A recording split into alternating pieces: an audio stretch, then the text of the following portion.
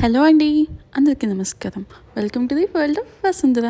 ఈరోజు ఏంటో వంట చేస్తుంది అనుకుంటున్నారా? ఎస్, స్ట్రీట్ స్టైల్లో చికెన్ పకోడీ చేసి చూపిస్తాను, చూసేయండి. దీనికి మనకి మంచిగా క్రంచీగా రావాలంటే నేను చెప్పిన టిప్స్ కూడా పాటించండి. అండ్ మనకి ఇంకా చాలా మెత్తగా అయితే వస్తుందండి, లోపల కూడా అంతా ఉడికిపోతుంది, బయట బాగా క్రిస్పీగా వస్తుంది అనమాట. ఇంకా లేట్ ఎందుకు, చూసేద్దాం, వీడియోలోకి వచ్చేసేయండి. ముందుగా చికెన్ని మనం ఎంతైతే తీసుకుంటున్నామో దాన్ని ఒక ½ పాటు ఉప్పులో నానపెట్టండి. అప్పుడైతే మనకి ఇంకా మెత్తగా బాగుంటుంది. సో నెక్స్ట్ దాంట్లో ఒక 1½ టీ స్పూన్ సాల్ట్, క్లీన్ చేసి పెట్టుకున్న తర్వాత సాల్ట్ వేసుకోవాలి. దాంతోపాటు మనకి కావాల్సినంత ఉప్పు, కారం వేసుకోవాలి. నెక్స్ట్ మినిమం 1½ టేబుల్ స్పూన్ సరిపోతుంది వరిపిండి అండ్ శనగపిండి వేసుకోవాలి. రెండు ఏంటంటే బైండింగ్ ఏజెంట్గా యూజ్ అవుతాయి, చాలా బాగా క్రిస్పీనెస్ అనేది యాడ్ చేస్తుంది అనమాట. సో నెక్స్ట్ కూడా శనగపిండి అయితే యాడ్ చేసేస్తున్నాను. ఇది కూడా అంతే, 1½ to 2 టేబుల్ స్పూన్ అయితే సరిపోతుంది. నేను తీసుకున్న ½ kg to 3/4 kg ఉంటుంది.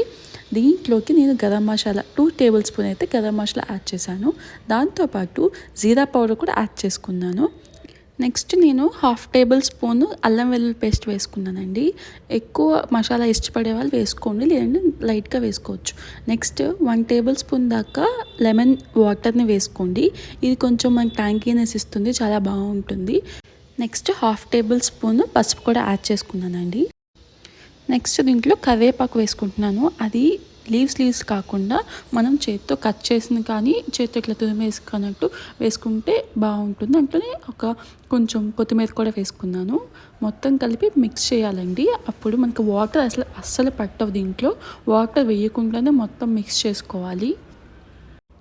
మొత్తం నీట్గా మిక్స్ చేసుకున్న తర్వాత అన్నీ కలిసినట్టు మిక్స్ చేసుకున్న తర్వాత దీన్ని అట్లీస్ట్ 1 hour, లేదంటే మీకు ఎంత ఇష్టమైతే అంత నైట్ టైము మొత్తం నానపెట్టేసి ఫ్రిడ్జ్లో పెట్టేస్తే కనుక మార్నింగ్ కానీ లేదంటే ఈవినింగ్ కానీ మనం చేసుకొని తింటే చాలా స్ట్రీట్ స్టైల్ ఎలా వస్తాయి అట్లా వస్తాయి అన్నమాట. చాలా బాగుంటుంది.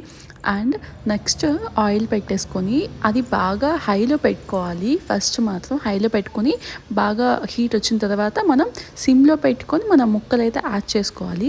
హైలో పెడితే ఏంటంటే త్వరగా ముక్క రెడ్ కలర్ వస్తుంది, కానీ అది లోపలంతా మెత్తగా ఉండి ఉడకకుండా ఉంటుందండి. సో మనకేంటంటే ఎప్పుడైనా సిమ్లో పెట్టుకొని మనం ఏ డీప్ ఫ్రై చేసుకున్నా సిమ్లో పెట్టుకొని వేసుకొని అది టర్న్ చేసుకునేదాకా సిమ్లో పెట్టుకొని నెక్స్ట్ హైలో పెట్టుకుంటే మనకి ఇంకా బాగా క్రిస్పీనెస్ అనేది యాడ్ అవుతుంది, చాలా బాగుంటుంది. చికెన్ ముక్కలు బాగా ఉడిపోయిన తెలిసిన తర్వాత హైలో పెట్టేసుకొని గోల్డెన్ బ్రౌన్ కలర్ వచ్చేదాకా ఉంచుకొని తీసేసుకుంటే మనకి టేస్టీగా చికెన్ పకోడీ రెడీ అయిపోతుంది. ఈ వీడియో మీకు నచ్చినట్లయితే please like, share and subscribe చేసుకోవడం మాత్రం మర్చిపోవద్దు. And thank you so much for watching.